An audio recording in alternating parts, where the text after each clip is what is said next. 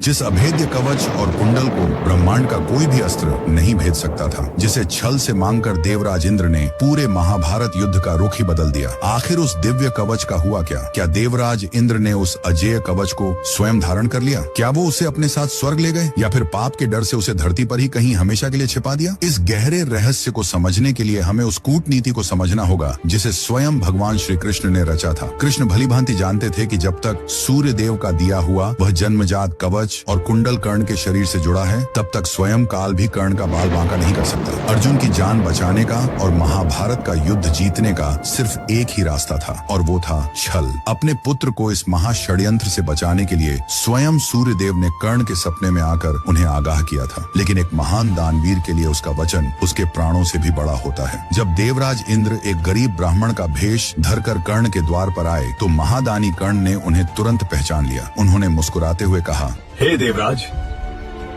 मैं जानता हूँ आप कौन हैं और आप यहाँ क्या लेने आए हैं, लेकिन आप भी ये जान लें कि कर्ण के द्वार से आज तक कोई खाली हाथ नहीं लौटा। बिना एक पल की हिचकिचाहट के कर्ण ने अपना खंजर उठाया और अपनी छाती से चिपके उस मांस को चीरकर वह रक्त से सना हुआ कवच और कुंडल इंद्र के हाथों में सौंप दिया। महाभारत के पन्नों में कर्ण का यह त्याग तो सुनहरे अक्षरों में दर्ज हो गया, लेकिन इसके बाद का सच एक गहरा राज बनकर दब गया। वेद व्यास जी के मूल महाभारत में केवल इतना बताया गया है कि इंद्र उस कवच को लेकर स्वर्ग लौट गए, लेकिन सदियों से चली आ रही लोक कथाओं और मान्यताओं की माने तो सच्चाई कुछ और ही है। कहते हैं कि छल से प्राप्त की गई वह पवित्र वस्तु कभी स्वर्ग में प्रवेश कर ही नहीं सकी। इंद्र उस दिव्य कवच के प्रचंड तेज और एक महादानी के साथ किए गए छल के बोझ को सहन नहीं कर पाए। मान्यता है कि मजबूर होकर इंद्र ने उस असीमित शक्तियों वाले खजाने को धरती पर ही समुद्र के किनारे एक एकांत स्थान पर छिपा दिया। आज भी यह गहरा विश्वास है कि उड़ीसा के